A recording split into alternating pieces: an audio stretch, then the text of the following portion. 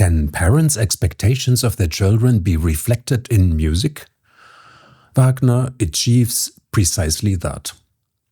In the Siegmund motif, he weaves in the son's hesitant rebellion against his father's spare of justice. That is exactly what the father wants too. And in the Sieglinde motif, he musically reflects the motif of the castle of Valhalla and transforms it into Sieglinde's care. This too is entirely in keeping with Wotan's intentions. Wotan molds his children to serve his purposes. He needs them as heroes who rebel against him and accomplish for him what he himself is forbidden to do. A rather tricky situation. And Wagner succeeds in depicting precisely this in his musical motifs. Truly fascinating. In this episode, we'll take a very close look at how he does it. Because on this channel, we uncover the secrets of the psychology of music.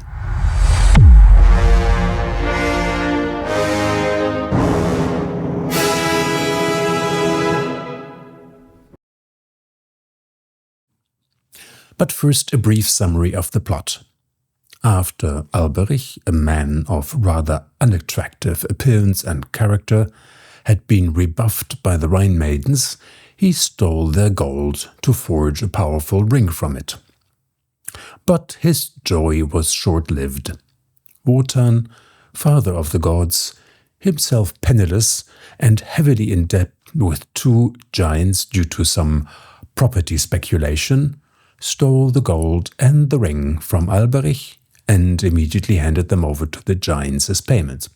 The giants suddenly began fighting over the treasure, with fatal consequences for one of them. In any case, Mr. Fafner emerged victorious, snatched the spoils, retreated to a cave, and from then on devoted himself exclusively to his various leisure pursuits. Wotan did not approve of this turn of events. Not at all. For Mr. Alberich is, if you'll pardon the expression, keen as a hound to get his ring back. And should he succeed, the whole situation would probably be somewhat precarious. Or, to be precise, a total disaster, at least for Wotan. He, of course, already has an idea. Someone else must steal the ring and return it to the Rhine maidens, as it were, as an anonymous gift.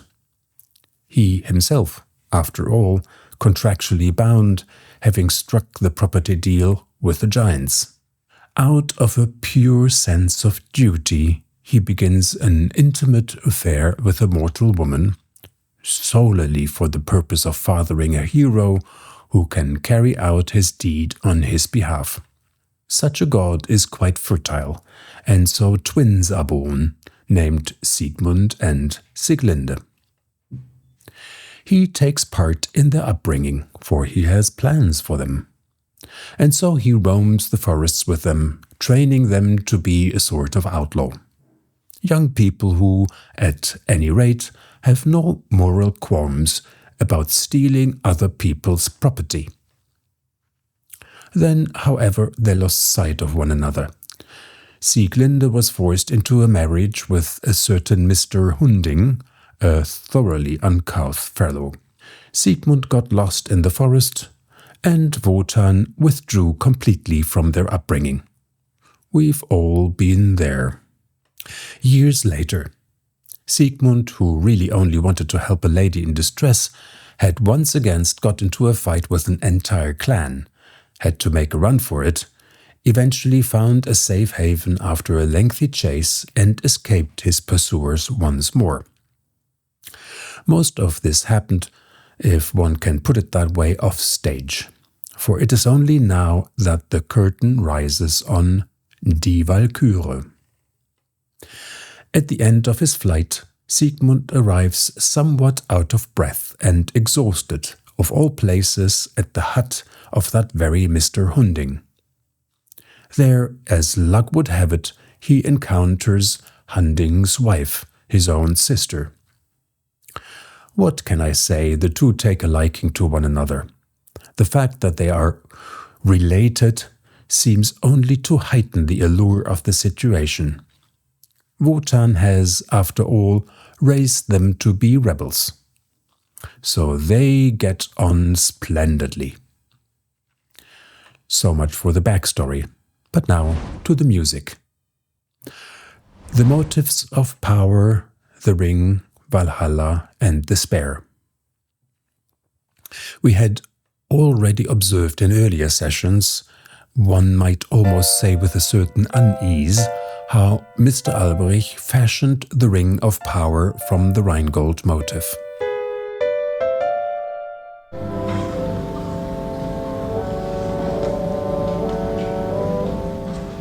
And Mr. Wotan cannot quite do without symbols of power either.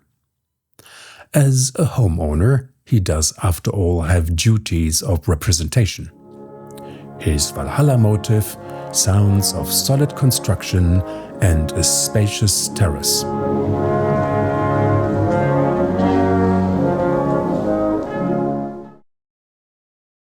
And then there is the spear motif, effectively his house rules carved in wood. The problem is this. Wotan wishes to bestow the ring upon the Rhine maidens, in a sense to rid the world of an evil and, of course, as insurance against a revolution against himself. But he must not take it for himself. The storm motif, a storm in Wotan's soul.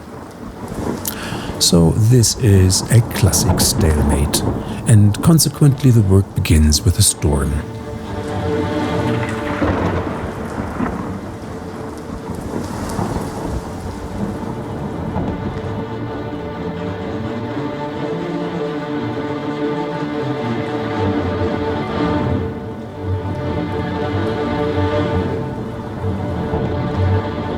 This is not simply bad weather where one opens an umbrella. No, it is a psychological storm raging within Wotan's soul. Here, ascending lines battle against descending ones. At the beginning, there is a musical surge or outburst, as if the furious, somewhat desperate Wotan simply wanted to sweep all his notes on this tangled problem off his desk.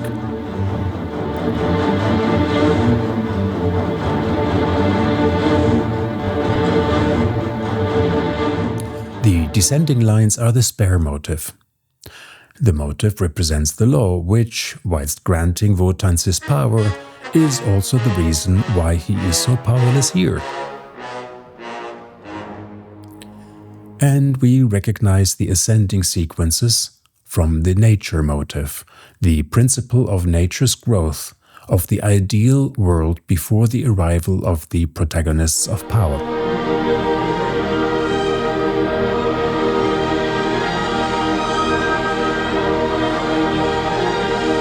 So there is a tremendous rumbling going on in Wotan's soul. Conveniently, however, the storm also has a meteorological component, and Siegmund has to contend with that. The Siegmund motif, the Tentative Rebellion.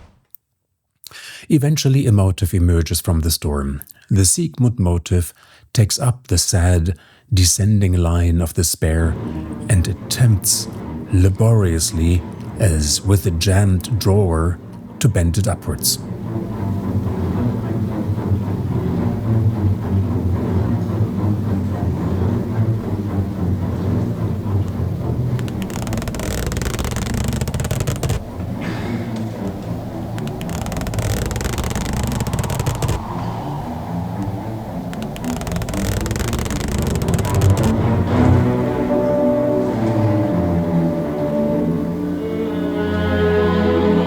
It is a tentative rebellion.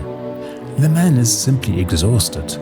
Anyone fighting against an entire clan, and standing in the rain to boot, simply has limited capacity left for heroism.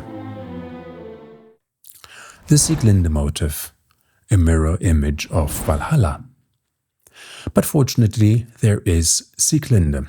She is, there is no other way to put it, a balm for Siegmund's wounded soul. And here Mr. Wagner has employed a very special device, which today one might well describe as architectural recycling. The Sieglinde motif is, in fact, a mirror image of the Valhalla motif, and since that is related to the ring motif, it is also a reflection of the ring. Whilst Valhalla represents power descending from above, Sieglinde is the reversal, where the castle flaunts its grandeur. She offers comfort. Siegmund and Sieglinde, the perfect couple. When you listen to them together, you can literally see how Sieglinde supports Siegmund. She gently pushes his hesitant melody upwards. It is very moving, even if the biological aspect of this connection, as already mentioned, leaves certain questions unanswered.